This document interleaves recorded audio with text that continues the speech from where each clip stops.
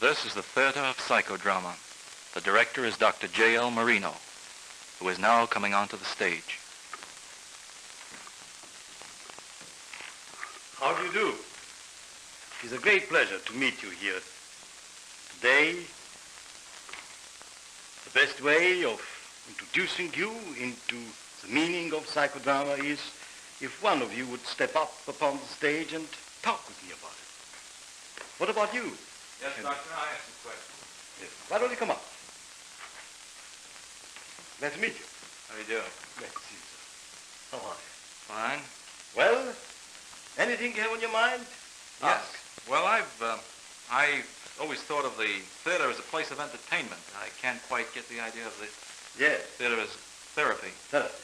Well, of course it is important that you all understand that there is a fundamental difference between the theater as a therapeutic functioning unit and the theater which we all understand as dedicated to joy and to pleasure.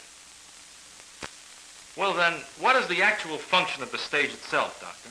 Well, Henry, this stage permits you to live out many things which you might have done in the past, which you might do it now in the present, or which you might do in the future. For instance, what is your plan for the future? Well, I'd like to teach at the university someday. You do? Well, why don't you try to take the role of such one who might one day become a professor of the university? It's a long way off. Well, you might be, but still, try. Well, Assume the role. Now imagine that you are here facing a large body of students. Henry.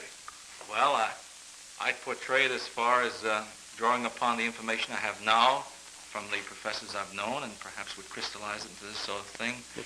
Assume the role. Go ahead.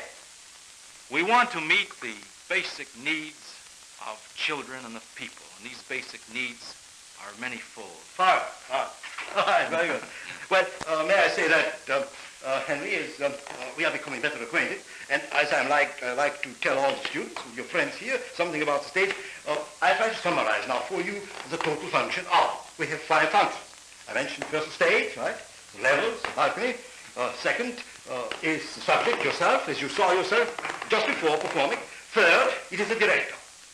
The director has a vital function in the psychodramatic theater. He prompts, he stimulates the subject to production, he stimulates his spontaneity. He doesn't do anything for him. He does it all himself. Third and fourth are the professional auxiliary egos, these individuals who are portraying for the subject such roles which he cannot do himself. His father, his mother, delusions he may have if he's a mental patient. Right?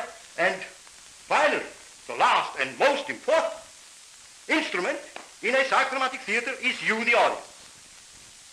You, the audience, is a thing which may have a double function in a psychodramatic theater. The one might be to provide the subject with a world which is absolutely real. Right? Especially if he's a mental patient who has lost his world. And the second function is to become a patient himself, to be treated in groups. Right? There may be groups of normal individuals. There may be students. There may be mental patients who are forming groups and are in need of some degree of treatment. You understand, Henry? That is the story. You, the audience, you are the one to whom we are giving this instrument to be used everywhere, wherever problems are to be treated in mass. Is it clear to you? Yes. It was a pleasure to meet you. Thank you, Doctor. I thank you.